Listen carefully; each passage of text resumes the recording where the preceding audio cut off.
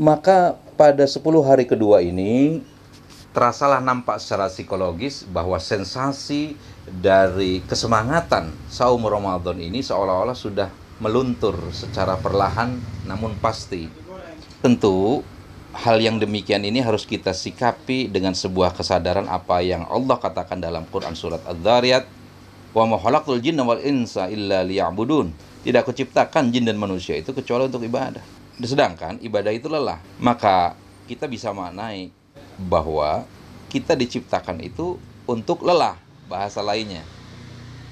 Nah, tinggal bagaimana kita menikmati lelahnya ibadah itu. Ya, apalagi untuk ibadah, tentu lelah. Bahkan untuk merencanakan, memikirkan, lalu melakukan eksekusi dalam bidang kemaksiatan pun bikin lelah.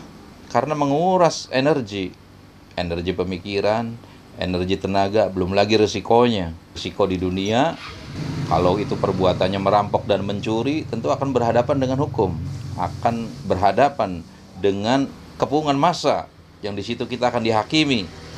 Jadi mereka yang mencari neraka pun rela untuk capek. Maka kita ini sebagai pengharap dan pencari surga, jelas kita rela dengan sadar untuk capek tersebut. Kita lihat dalam semua peperangan yang Rasulullah lakukan, tidak semuanya berjalan dalam situasi yang mulus dan nyaman. Semua peperangan itu ada sengatannya. Sengatan dari ujian, hambatan. Apalagi perang Badar dilakukan pada bulan Ramadan. Berjalan kaki sepanjang 500 kilometeran itu di tengah terik matahari yang membakar, melewati gunung-gunung batu yang gersang. Untuk apa bercapek-capek ini? Tentu untuk meraih surganya Allah. Maka pada 10 hari kedua ini kita tidak boleh kendor. Teruslah bersemangat, teruslah merasa kuat untuk jihad dalam saum ini. Sebagaimana Rasulullah menyampaikan pesan kesemangatan. Al-mu'minu al-qawiyyu khairun. Orang mukmin yang kuat itu lebih baik. Wa ahabbu ilallahi minal mu'minad dha'ifi. Dan lebih dicintai oleh Allah daripada orang mukmin yang lemah. Wa fi kulli khairin. Namun pada masing-masing dari keduanya ada kebaikan. Ihris ala ma yanfa'uk. Bersemangatlah terhadap hal-hal yang berguna bagimu. Wasta'in billahi wa la ta'jiz. Mohonlah pertolongan kepada Allah dan jangan menjadi lemah.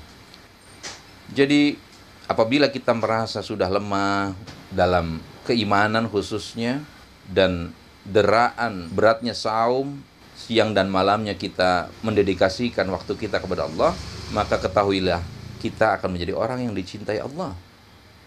Karena Allah sudah nyatakan dalam hadis yang tadi disebutkan, Allah lebih mencintai mukmin yang kuat daripada mukmin yang lemah. Untuk membangkitkannya ini, Rasulullah mengatakan, ihris ala ma yanfa'uk. Bersemangatlah terhadap hal-hal yang berguna bagimu. Nah, untuk bersemangat dan memilih yang berguna, tentu itu butuh pertolongan kepada Allah. Kadang-kadang tidak mudah. Dengan semangat saja, kita melakukan hal-hal yang kurang manfaat. Atau kita mengetahui untuk melakukan hal yang manfaat, tapi kita kurang didorong oleh semangat. Karena motivasi yang kurang mumpuni. Makanya minta tolong kepada Allah. Wasta'in billahi wa la ta'jiz. Mohonlah pertolongan kepada Allah dan jangan menjadi lemah. Ikhwatu iman, Allah itu mencintai, Allah itu happy, Allah itu senang melihat kita capek karena ibadah. Kenapa? Ya jelas, Allah tahu capeknya kita itu karena digerakkan oleh rasa cinta. Sesungguhnya cinta adalah sebuah kekuatan, sebuah potensi. Bila kita memiliki cinta yang kuat kepada Allah, maka capeknya kita juga akan terlampaui, terlewati. Kita lihat dalam ibadah haji, ketika kita melewati ujian dalam rangkaian ibadah wukuf di Padang Arafah, betapa beratnya di sana. Hingga Rasulullah suatu saat menyatakan, Innallaha azza wa jalla yubahi malaikatahu asyiyata Arafah bi ahli Arafah. Sesungguhnya Allah azza wa jalla membanggakan penduduk Arafah di hadapan malaikatnya pada siang hari Arafah. Jadi betapa Rasulullah mengabarkan Allah itu bangga kepada penduduk Arafah, yaitu mereka yang beribadah haji ketika mereka membuka tenda-tendanya di Arafah dalam rangka taat kepada Allah. Betapa capeknya di situ. Kemudian Allah berfirman, fayaqulu anzuru ila ibadi atauni syu'tha ghubran. Lihatlah kepada hambaku. Mereka datang dalam kondisi lusuh dan berdebu. Lusuh dan berdebu itu sebetulnya keadaan yang dhaif, yang lemah. Tapi lemah yang dicintai oleh Allah. Kan semestinya ibadah itu dalam keadaan tertentu, kalau kita ke masjid ya, tergantung konteksnya, kita akan diminta untuk dandy, wangi, rapi, ganteng. Jadi mari pada 10 hari kedua bulan Ramadan ini kita meningkatkan kesabaran untuk memfokuskan diri sebagai orang-orang yang akan memasuki pintu Ar-Rayyan, pintu khusus di surga yang disediakan bagi mereka yang sabar ketika saum. Ulaika yudzzaunal ghurfata bima sabaru wa yulaqqauna fiha tahiyyatan wa salama. Mereka akan diberi balasan dengan tempat yang tinggi, yaitu di surga, atas kesabaran mereka. Serta di sana mereka akan disambut dengan penghormatan dan salam. Saudaraku yang berbahagia, alhamdulillah kita masih diberi kesempatan untuk melakukan peleburan dosa, mencuci dosa di bulan Ramadan yang penuh ampunan ini. Dalam surat Al-An'am ayat 160 Allah menjelaskan, man jaa'a bil hasanati fa'lahu asyru amsalha wa man jaa'a bis sayyiati fala yujza illa mithlaha wa hum la yudlamun. Siapa yang berbuat kebaikan dia akan mendapatkan balasan 10 kali lipatnya. Siapa yang berbuat keburukan dia tidak akan diberi balasan melainkan yang seimbang dengannya. Mereka sedikit pun tidak dizalimi. Memang kita kadang-kadang pengen buru-buru istirahat dari kewajiban ibadah ini. Imam Ahmad bin Hanbal rahimahullah pernah ditanya, kapankah waktu istirahat itu?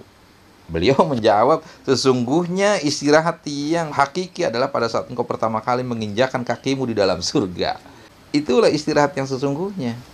Sebagaimana dalam hadis kita bisa simak dari Abu Qatadah bin Rabi'i bahwa ia menceritakan, suatu ketika iringan jenazah lewat di hadapan Rasulullah SAW, maka beliau bersabda, mustarihun wa mustarahun. Para sahabat bertanya, wahai Rasulullah, apakah itu mustarih dan apa itu mustarah?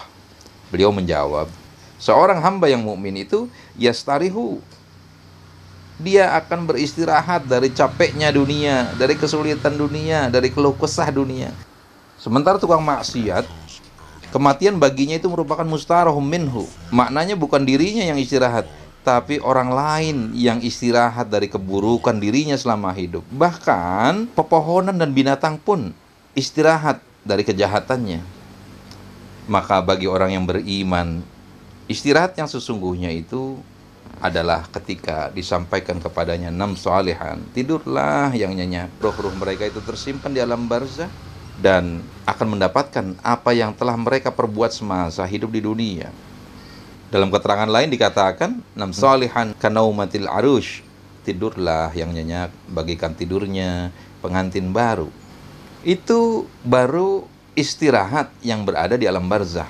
Nanti istirahat yang lebih istimewa adalah ketika kita tadi menginjakkan kaki kita di surga.